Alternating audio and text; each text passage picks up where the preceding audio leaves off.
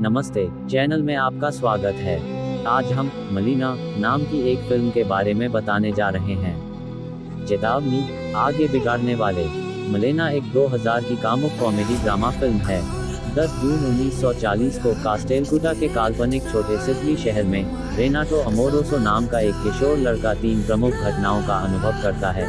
फांसीवादी तानाशाह Benito Mussolini ने घोषणा की कि इटली द्वितीय विश्व युद्ध में प्रवेश कर रहा है। वह एक नई बाइक प्राप्त करता है। वह पहली बार अपने दोस्तों के साथ सुंदर और कामुक मदालेना मलेना बोनसिग्नो स्कोडा को देखता है, जो शहर की सबसे वांछित युवा महिला है। उनके पति एंटोनिनो नीनो अफ्रीका में अंग्रेजों से लड़ने वाले सशस्त्र बलों में हैं और वह अकेली रहती हैं। उसकी शारीरिक बनावट और उसकी एकांत स्थिति के कारण वह शहर के सभी पुरुषों के लिए वासना और यहाँ की महिलाओं के लिए घृणा की वस्तु है। वह अपने पिता पर नजर रखती है, जो रेनाटो और उसके दोस्तों के स्कूल शिक्षक हैं और अकेले ही रहते हैं, जब तक कि उन्हें एक गुमनाम नोट प्राप्त नहीं होता है, जो उसे बदनाम करता है, जिसके कारण वह उसे अस्वीकार कर देता है। रेनाटो मलिना के प्रति आसक्त हो जाता है, उसके घर में उसकी जासूसी करता है। जब वह उसे छोड़ती है तो उसका पीछा करती है और उसकी सभी कामुक कल्पनाओं में उसके बारे में सोचती है।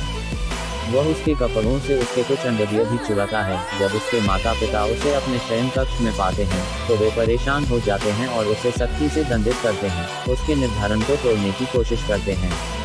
एक दिन मलेना को अपने पति की मृत्यु की सूचना दी जाती है, जिससे उसका अलगाव और बढ़ जाता है। कहा जाता है कि वह बहुत से पुरुषों के साथ रही है। वह युवा और सुंदर कैदी, एक एकल वायुसेना अधिकारी, को अंधेरे के बाद उससे मिलने की अनुमति देकर इन अफवाहों को मूर्खता से हवा देती है। जब उसकी निंदा की जाती है और एक बुजुर्ग दंत चिकित्सक की पत्नी द्वारा मुकदमा चलाया जाता है, तो अधिकारी गवाही भेजता है कि वह एक सामयिक मित्र से ज्यादा कुछ नहीं था। विश्वासघात से दुख होता है, लेकिन मलेना उसकी निंदा करने के लिए कुछ नहीं कहती। उसके बरी होने के बाद उसका वकील उससे मिलने जाता है और उसे सेक्स के साथ उसकी सेवाओं के लिए भुगतान करने के लिए मजबूर करता है।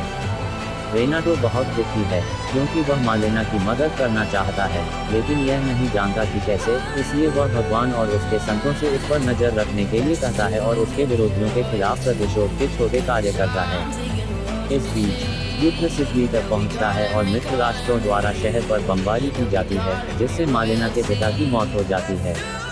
अब दरिद्र और सार्वभौमिक रूप से तिरस्कृत कोई भी उसे काम देने के लिए तैयार नहीं है। केवल एक चीज जो वह जीवित रहने के लिए कर सकती है, वह है वेश्यावृत्ति में डूब जाना, अपने बालों को काटना और रंगना और सभी पुरुषों के साथ आज्ञाकारी बनना।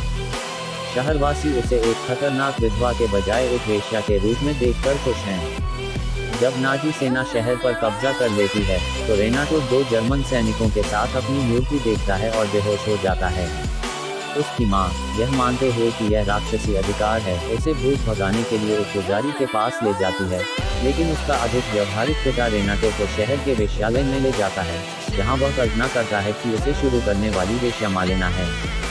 जर्मन चले जाते हैं और अमेरिकी सैनिक शहर में प्रवेश करते हैं, तो उत्साहपूर्ण जयकारों द्वारा स्वागत किया जाता है।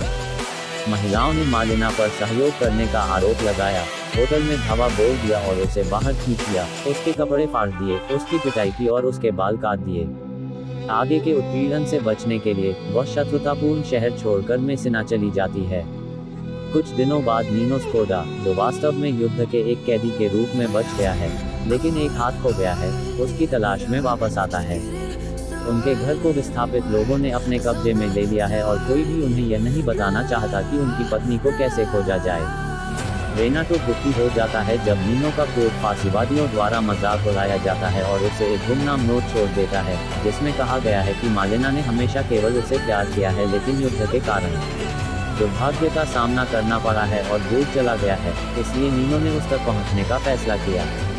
1 साल बाद नीनो और मलेना वापस आते हैं और शहर में टहलते हुए दिखाई देते हैं। महिलाओं ने नोटिस किया कि वह अब और अधिक परिपक्व और सादा दिखती है, भले ही वह अभी भी सुंदर हो। चूंकि वह अभी भी शादीशुदा है और एक बार फिर अपने पति के साथ रह रही है, लोग अब उसे खतरा नहीं मानते हैं और अधिक सम्मान के साथ उसके और उसके बारे में बात करना शुरू कर देते हैं। जब वह घर जाती है, तो उसके बैग से कुछ फल गिरते हैं और रेनाटो उसे लेने के लिए दौड़ता है। वह उसके अच्छे भाग्य की कामना करता है और वह उसे एक रहस्यमयी अर्ध मुस्कान देता है। यह एकमात्र समय है जब पूरी फिल्म में मलेना और रेनाटो की वास्तविक बातचीत हुई है। कई वर्षों बाद एक वृद्ध रेनाटो दर्शाता है कि वह कई महिलाओं को जानता है, जिनमें से कई ने उन्हें सफलता के बिना उन्हें याद रखने के लिए कहा। वह स्वीकार करता है कि एकमात्र महिला जिसे वह नहीं भूल सकता, वह है मलेना। धन्यवाद।